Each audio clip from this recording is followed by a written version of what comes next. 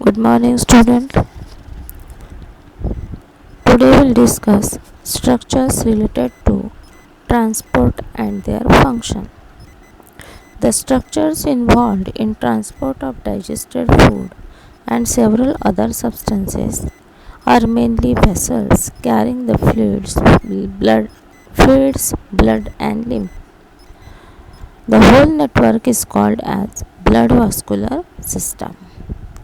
जो भी food digest हुआ है उसको अदर पार्ट तक पहुंचाने के लिए ब्लड और लिम्फ काम करते हैं और उस ब्लड एंड लिम्फ उनको हम बोलते हैं blood vascular system. People even 1,000 years ago knew that blood flows in vessels that are connected to the heart. और बहुत पहले से लोगों को पता था कि ब्लड जो है जो वेसल्स में फ्लो होता है वो हार्ट तक पहुंचता है. They believed that with each beat blood flowed out of the heart into the vessel to different parts of the body. और वो सोचते थे कि हार्ट से हमारी हार्ट बीट में ब्लड वेसल में जाता है और वहाँ से डिफरेंट पार्ट को पहुँचता है. Absorbed back into the heart. Different blood vessels were observed and named, but the actual mechanism of functioning of the heart and flow of blood was not known until the research done from 15th to 17th century. The credit goes to a doctor of the 17th century, William Harvey, who described the mechanism of flow of blood in our body and the role of heart. सबसे पहले heart का mechanism और heart में blood कैसे flow होता है ये बताने वाले 17th सेंचुरी के डॉक्टर थे विलियम हार्वे.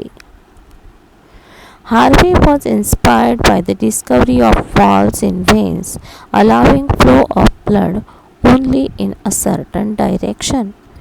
हार्वे को इंस्पायर करने के लिए वहाँ पे वॉल्व्स उन्होंने देखे हार्ट के ब्लड वेन में जो वॉल्व्स है और वो वॉल्व्स होने की वजह से ब्लड सिर्फ एक ही दिशा में फ्लो होता है. उससे उन्होंने क्या किया, ब्लड का पूरा मैकेनिज़्म या ब्लड हार्ट में कैसे फ्लो होता है उसका पूरा मैकेनिज़्म डिस्क्राइब किया. Harvey perform several experiment to observe the flow of blood और उसके लिए उन्होंने बहुत सारे एक्सपेरिमेंट किए कि एक्चुअल हार्ट में ब्लड कैसे फ्लो होता है. One activity is given, tie the hand of friend. Ask your friend to close his fist tightly and quickly move the hand from elbow to fist at least 4-5 times. आप क्या बोलोगे आपके friend को कि एक मुट्ठी बनाओगे हाथ की अच्छे से और उसकी हैंड को टाई कर दोगे, किसी कपड़े से अच्छे से बांध दोगे. जैसे ही वो टाइट हो जाएगा तो वहाँ की नसों के ऊपर आप 4-5 बार हाथ घुमाओगे. Keep your finger on the bluish prominent vessels of your friend. तो वहाँ पे आपको ब्लूइश कलर की क्या दिखेगी, एक वेन दिखेगी. Bluish prominent vessels. Press your finger down and move one toward fist. वहाँ से आप अपना फिंगर नीचे मतलब उसमें दबाओगे और फिस्ट की तरफ मतलब मुट्ठी की तरफ जाओगे. Did the bluish colour disappear between this point. तो आप क्या देखते हो कि ये जो ब्लूइश कलर है ये कम हो गया या डिसअपियर हो गया क्या. Now remove your finger toward the fist of your friend. Observe what happen. Now repeat the experiment. Toward which side do you find blood vessel fill up faster.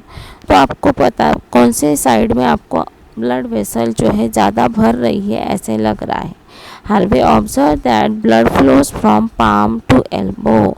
Harvey ने observe किया कि blood जो flow होता है वो palm यानी अपनी हथेली से एल्बो की तरफ जाता है.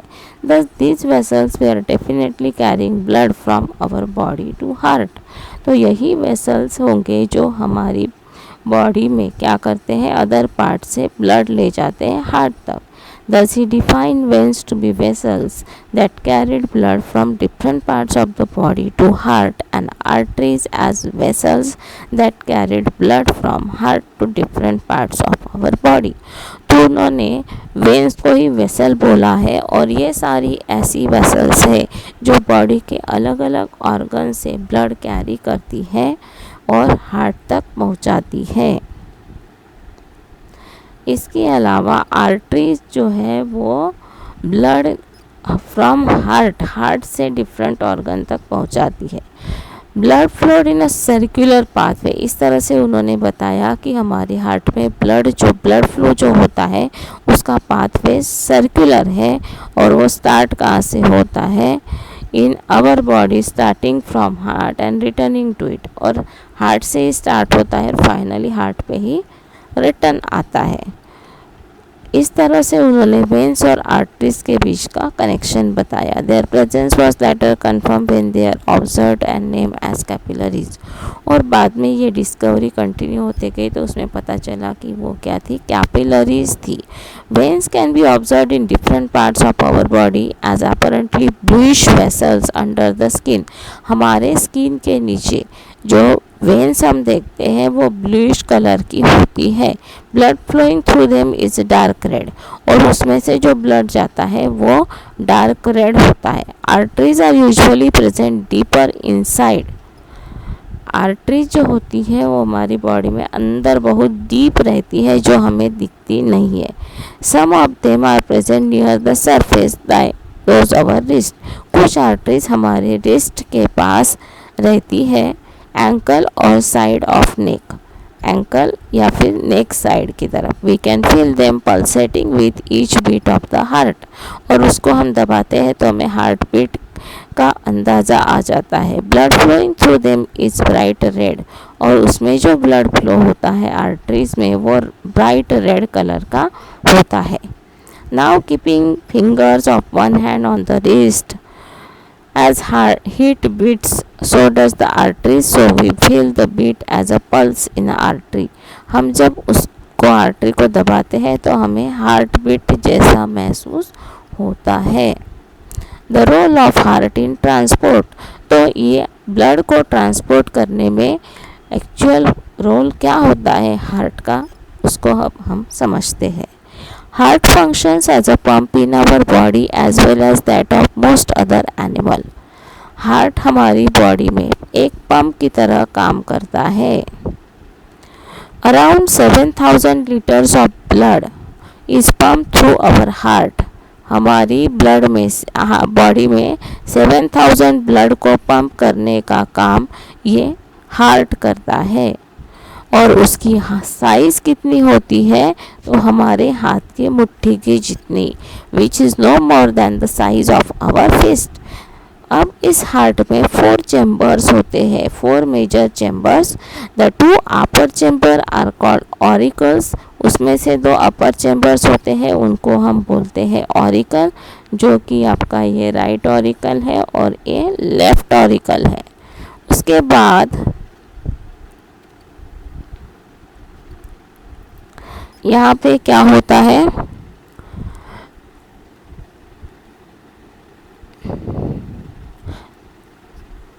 Lower ones are called ventricles, और नीचे वाले जो होते हैं उनको हम क्या बोलते हैं, ventricles.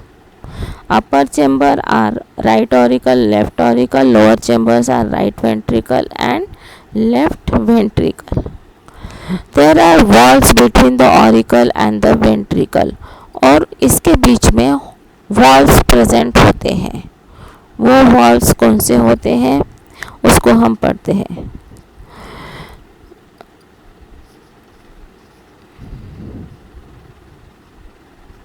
The left side of the heart is separated from the right side by a partition called septum. There is no mixing। Left side और राइट साइड के बीच में क्या होता है, सेप्टम होता है, एक पार्टीशन होता है जो दोनों को ब्लड को मिक्स होने नहीं देता है। तो इस पार्ट को इन्होंने मेंशन नहीं किया है, दैट पार्ट में भी सेप्टम। ये क्या हो सकता है, septum.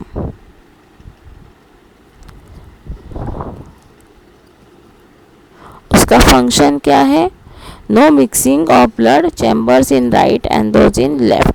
The chambers in the right have deoxygenated blood. ये जो आपका पूरा राइट चैम्बर है, इसमें जो ब्लड होता है वो कौन सा होता है? Deoxygenated blood. वाइल जो आपका लेफ्ट पार्ट है, इसमें जो पोर्शन, ये जो पूरा पोर्शन है लेफ्ट पार्ट, इसमें जो ब्लड होता है वो होता है oxygenated blood. Auricles contract together and blood flows out. Auricles आपने देखे, ये ऑरिकल्स सिकुड़ते हैं तो ब्लड बाहर फ्लो हो जाता है.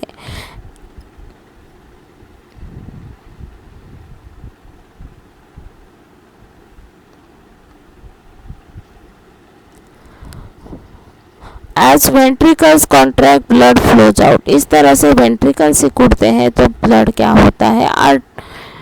आर्टरीज में जाता है. Blood flow into auricle from veins. Blood flows into the auricle. Auricle में ब्लड कहाँ से आता है? वेन से. The function of the heart is control and coordinated via nerves. Function heart का कंट्रोल करने के लिए क्या है? नर्व्स है. From brain as well as elaborate network of nerves. तो हम इसको सर्किट ऑफ ब्लड फ्लो से समझ सकते हैं कि आपका राइट ऑरिकल है, उसमें राइट वेंट्रिकल है और पल्मोनरी आर्टरीज है. फिर लंग्स में जाएगा, फिर पल्मोनरी वेंस.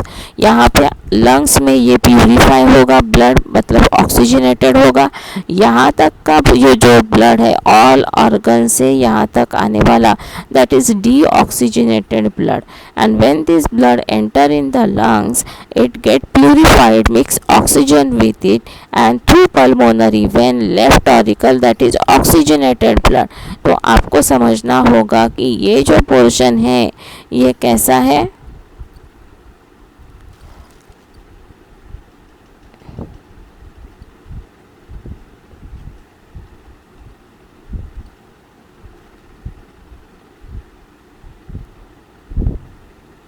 ये जो पोर्शन है ये आपको दिखा रहा है डीऑक्सीजनेटेड ब्लड. और उसके बाद ब्लड एक बार प्यूरिफाई हो गया तो यहाँ पे वो आएगा पल्मोनरी वेन, फिर लेफ्ट ऑरिकल, लेफ्ट वेंट्रिकल और एओर्टा के थ्रू ऑल ऑर्गन्स की तरफ जाएगा. तो इस तरह से circuit of blood flow complete होता है.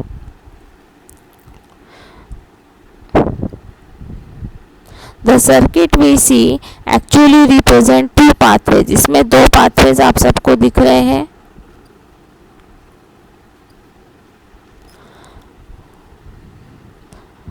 Deoxygenated blood from heart.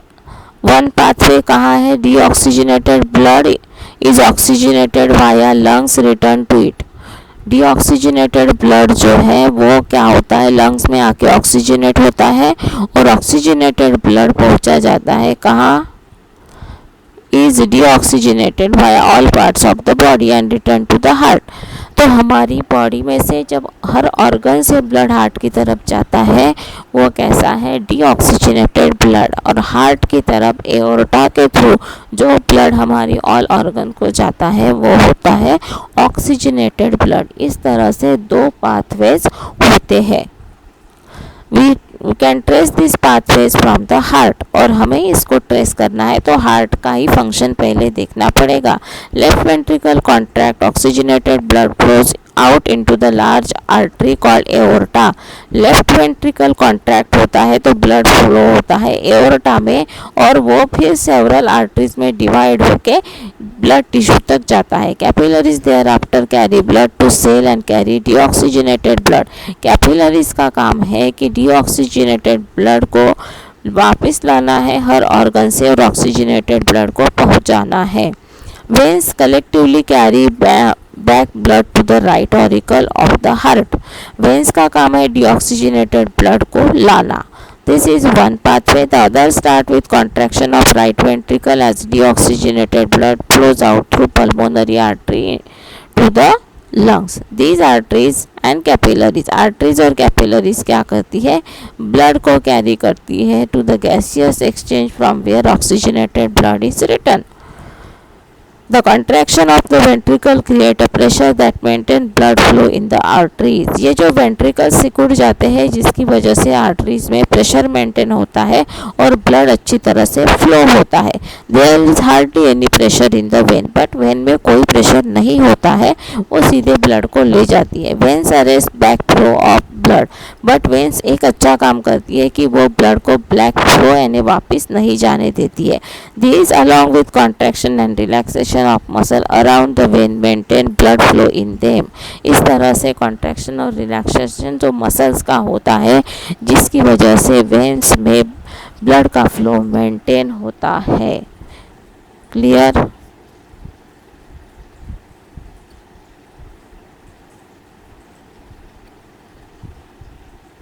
Thank you.